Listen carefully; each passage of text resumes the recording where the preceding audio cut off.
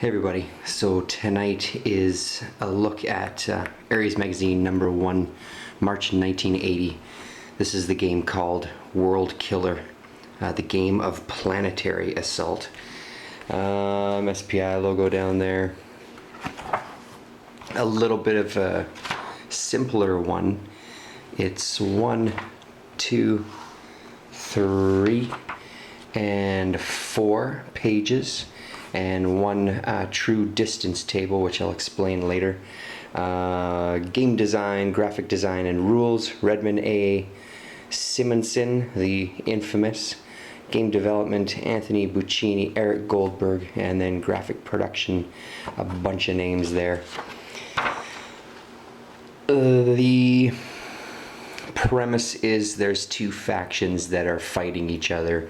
The intruders' goal is ultimately to destroy the planet. The planet has 3 shields that you have to get through, each with a strength, or a defense rather, of 5. There's an area. The intruder setup zone is just these 2 columns before this dotted line, and the Earth faction, the other group, the planetary players is what they're called, the planetary units set up on the rest of the map. The only spots that you have to set things up are these, which are called the Outrider. They're orbital fortresses, and they have their own spot that they have to set up on, and they set up on this 0. A brief word about that. I was watching a video recently, I think it was for Outland, I can't remember, another SPI game, and I was drawn to that game. I added it to my kind of list of games I'd like to try out. The thing that piqued my interest about it was that the game took place in 3 dimensions, so not only did you have the spaces that you had to get to within that space, there was a, for lack of a better word, an up and a down. So I thought that was really unique, and it turns out when I pulled this game out tonight, it's the same thing with this one. The spaces, they're not hexes, the spaces are broken down into a positive and a negative with a 0. So for example, space 804 has a rise and a run, or above and below, or so that comes into play when you're moving. It comes into play when you're attacking. It comes into play with the range of your weapons, which you can't see that so well there. That middle number 3 is the weapon's range. The first 3 is your attack strength. The 6 is your defense strength. The 3 is your jump range. And then the 704 there is just the ID number. Maybe we'll have a little look at the counters here.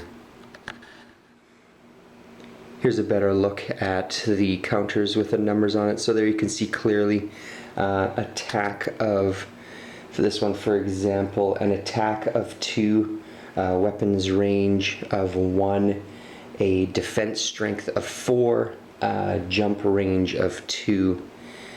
So there you go, there's a look at some of the planetary forces, and here's a look at some of the intruders. They have some missiles and some other ships. I've said it before, but I really love the SPI Ares style of art. I love the look of all these games, and that goes into the chits themselves that I find just amazing. Really simple, great colors though. So more about the maps. Let's talk a little bit about the movement then, I guess.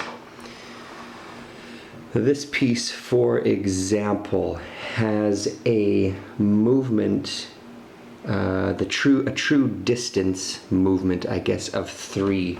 So this is where we get to refer to our true distance table. You can see here, let let me find the focus. There's the focus there. So you can see the threes there, threes there. This basically determines what movement you can take. So you're dealing with an X, a Y, and a Z axis. So for example, if we wanted to move this one here, it would be an XY or a YX of 1 and 2, and then a Z axis of 3. So let's go XYZ, so 1, 2, and a Z axis of 2. So if this piece wanted to use its allotted movement, it would go one space over on the X axis. Where's my finger there? 2 spaces up on the Y axis, and then 2 spaces up or down on the Z axis, right? So he's there at the 2, so he could go 1, 2 to the 0, or he could go 1 up to the 3, because obviously he can't go beyond that because that takes him outside. Hopefully that made a little bit of sense. If we wanted to attack this unit from this spot, that would be a 1, 2 on the x-axis, 1 on the y-axis, and a 1, 2, 3, 4, 5 on the z-axis. Which that column does exist. The z-axis goes from 0 all the way to 6. But with the limitations of our particular chit there, we couldn't make that movement. We could get close because we could go 2, which would bring us down to the 0.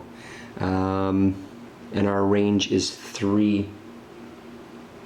So we'd be within range to attack him. But at least I believe so anyway.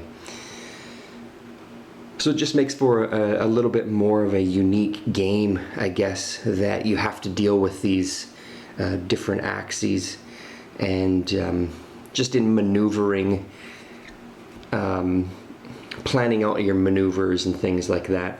The other thing that happens with this game is a kind of a full game turn consists of moving any or all of your units that are on the map at that given time.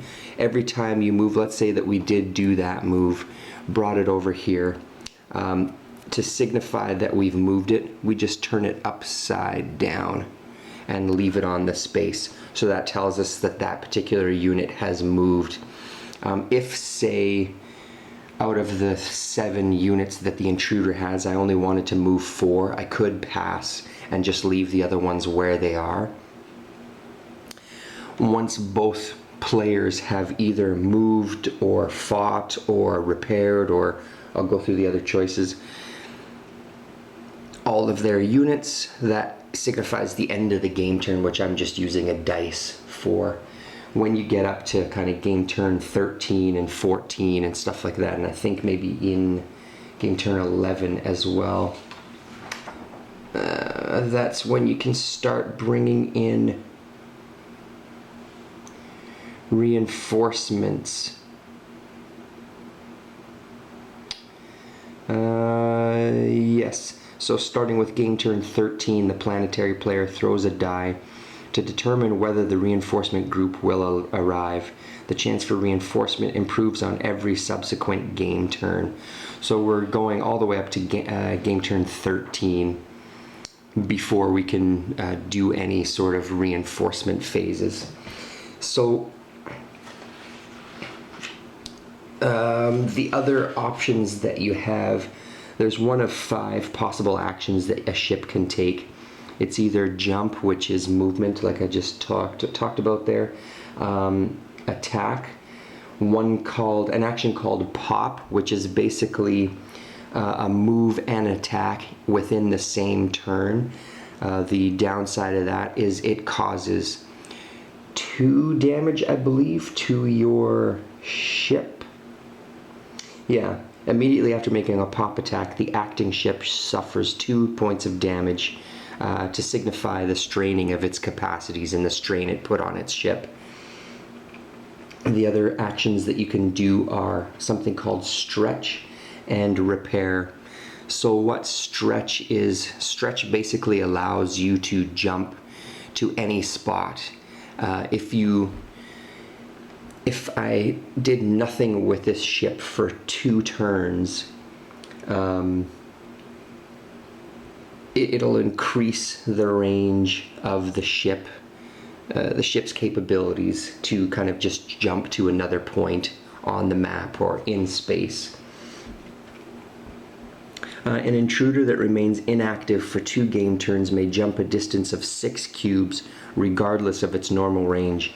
An intruder that waits for 3 game turns may jump on the following game turn to any cube on the map except the prohibited cubes. These stations are prohibited and the planet is a prohibited cube.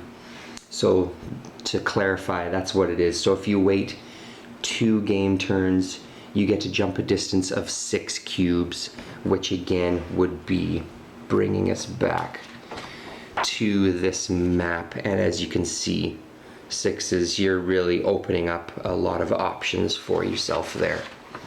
And again, if you wait for 3 cubes, then it's just you basically move your ship to wherever you want. The other ones that you can't move to in that way are enemy occupied cubes. So I couldn't jump right into cube 505 positive 3. I couldn't jump right on top of that ship or anywhere in 505 for that matter. And of course there's a little bit of bookkeeping with that. Making notes of how many game turns a particular unit has been standing by. The other thing that you can do is you can repair. Ships and fortresses can both recover from damage. Again, these being the fortresses here.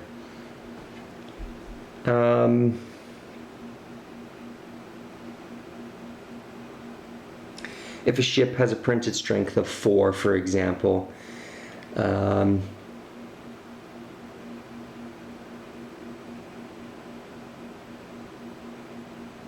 okay, so maybe I should backtrack a little. Sorry, I was just reading the example. I should backtrack to attacking, and it was something that kind of twisted my head around a little bit here. So let's use this same example again. 704 has an attack of 3. 205 has a defense of 4. The difference between that is a 1. You roll a dice. Let's say that it landed on a 5. 5 subtracting that 1 differential makes it a 4, which means that ship, this number 205, would get 4 points of damage added onto it. Now, a ship is destroyed when it has damage points double or more than double its printed defense strength. So basically, it has a defense strength of 4, but it's going to take 8 hits to destroy that ship. 8 or more hits to destroy that ship. It gets a little confusing because even though it has 4 hits on it, its effective defense strength becomes 2. So whatever hits it has on it, you divide that by 2.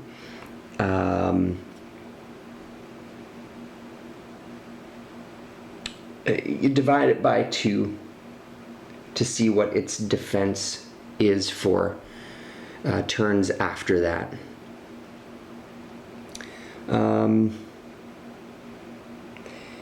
If the number, when you subtract the 2, if the number is less than 0, as it would be if this one had 2 effective points of defense on it, that would become a 2 -3, which would bring a -1. You just automatically read that as a 0. And so then if you rolled a 5, you would subtract nothing from it. It would be 5 additional points of damage, which would kill that or destroy that ship. So when we get to repair, in that same scenario where this has an effective defense strength of 2, that would mean if a ship with a printed defense strength of 4 had 4 points of damage on it, its effective defense strength would be 2, and it could remove 2 damage points in an active repair, making its current effective defense strength 3. It's a lot to wrap your head around. It took me quite a few reads. I believe it makes sense to me now. Hopefully that makes some sense to you as well.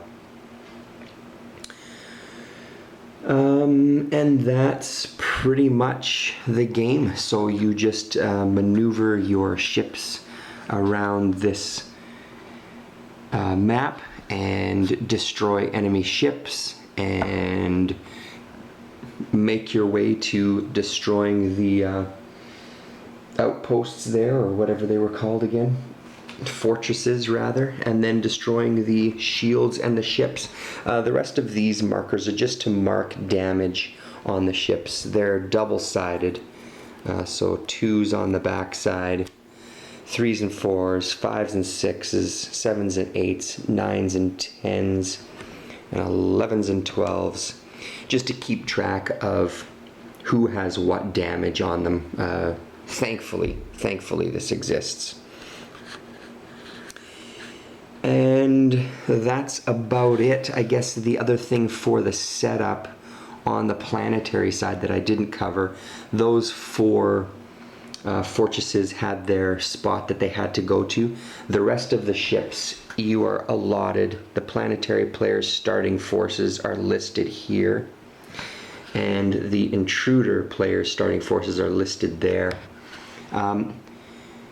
Within your zone, you can set up the rest of the ships wherever you want. I took that as setting them up in whatever cube you want, in whatever kind of Z axis you wanted as well. You don't always have to set them up at 0. I guess it doesn't specify that, but it doesn't say that you can't do it. The only ones that had the specification again were these ones, and they had to be at 0. But it doesn't say that for any of these other ones. It just tells you what they are. These forces deploy in any cubes not in the intruder setup zone. So that's all that it says, which to me reads as set it up wherever the hell you want, which is exactly what I've done, as long as it's within their zone. I think I had this one back here somewhere, didn't I? So there you go. There's a look at Ares Magazine WorldKiller. Okay, so this is after game turn 1.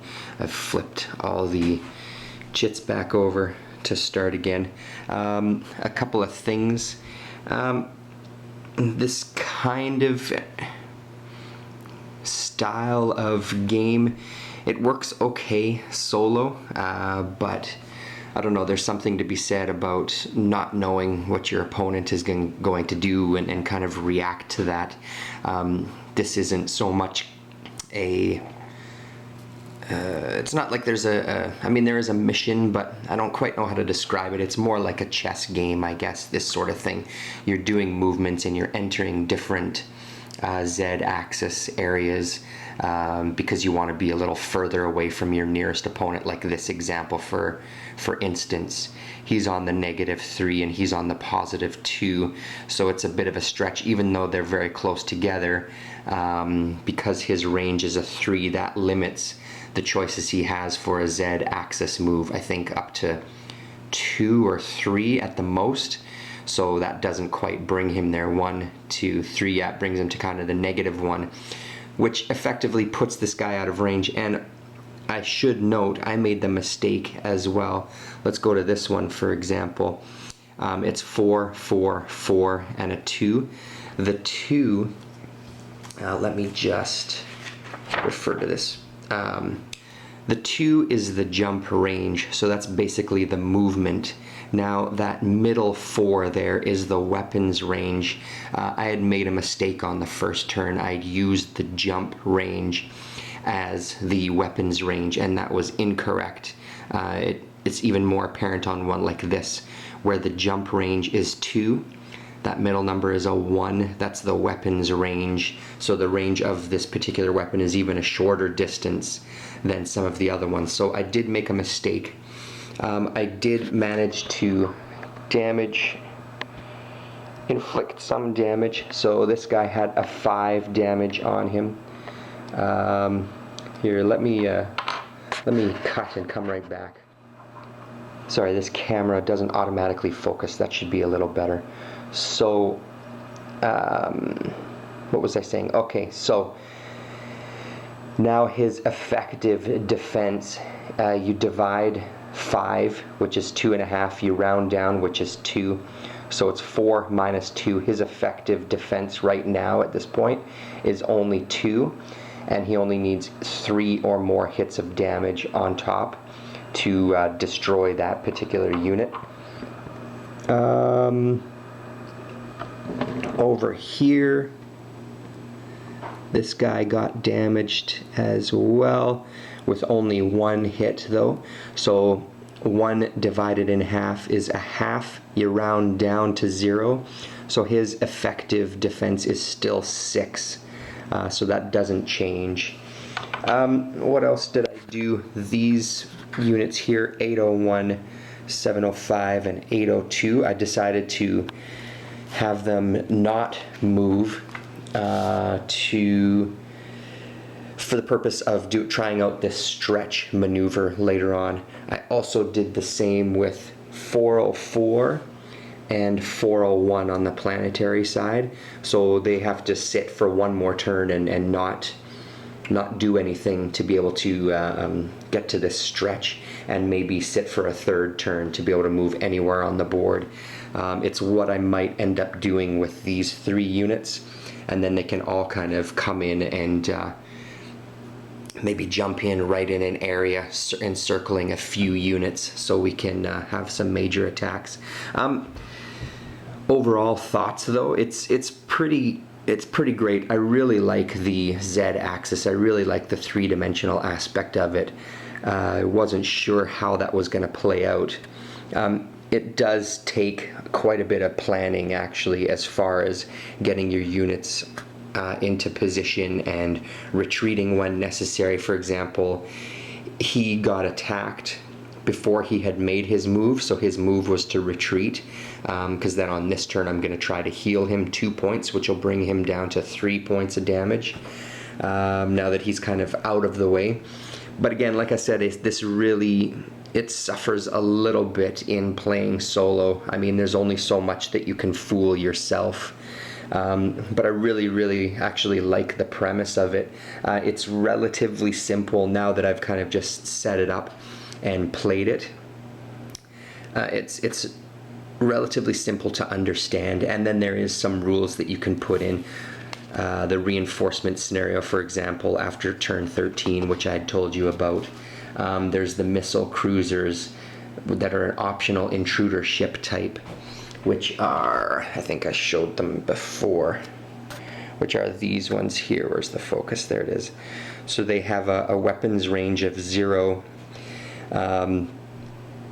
but a movement of 2. So I believe these ones, they have to enter, when a missile enters an enemy occupied cube, it immediately explodes and attacks the enemy with its attack strength. So these ones can go right into the defending player's cube, or I keep wanting to say hex, but that's not the case.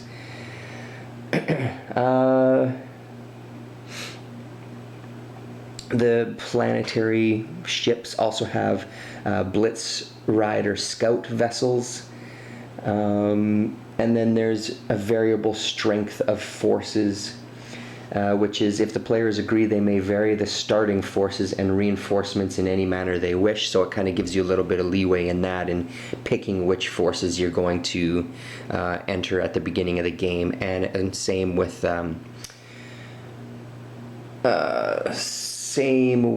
your reinforcements.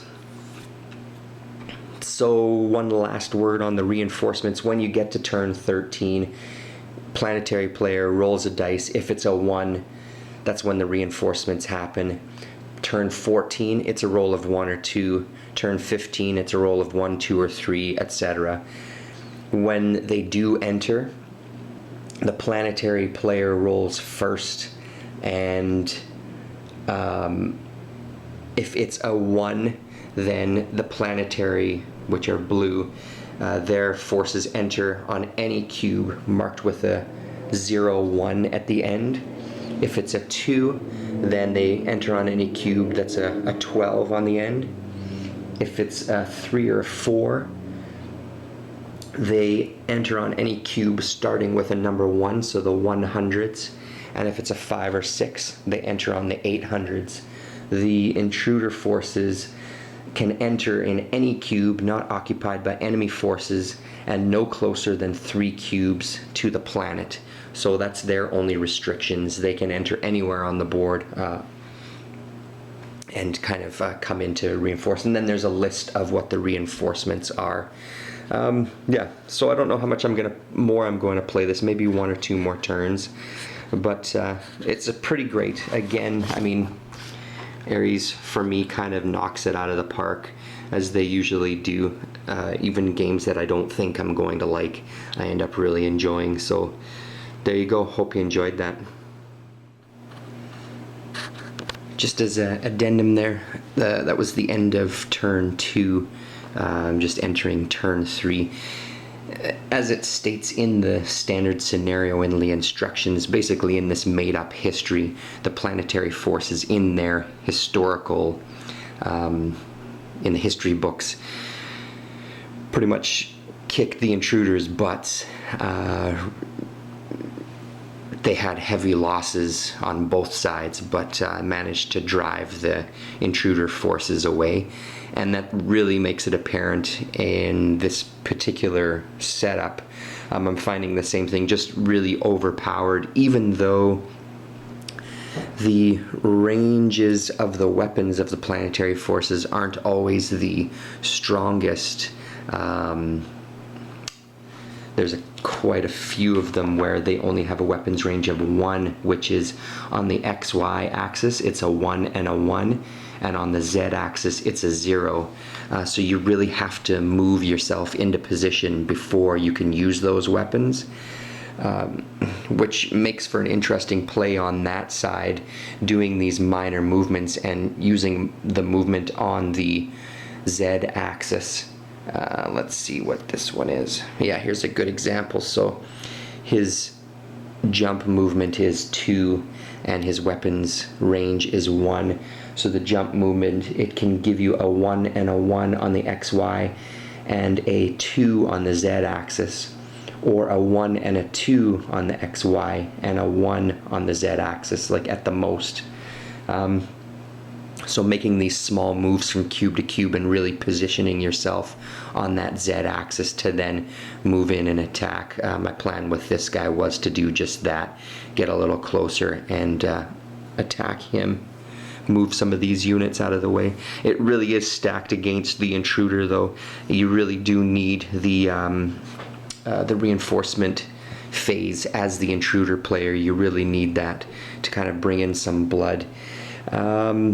And the other thing that will help for sure, I'm going to leave these 3 for 1 more turn, and then they'll have the ability to jump anywhere on the map. So I can clear past this whole kind of blockade that's being set up here by the planetary forces and just dive right into the middle, maybe make an attack on these outposts. Is that what they were called? I can't remember the name of them there. They were called the Outriders. The orbital fortresses is what those were there. So maybe we'll try to dive right in there. So there you go. That's the extra thoughts there.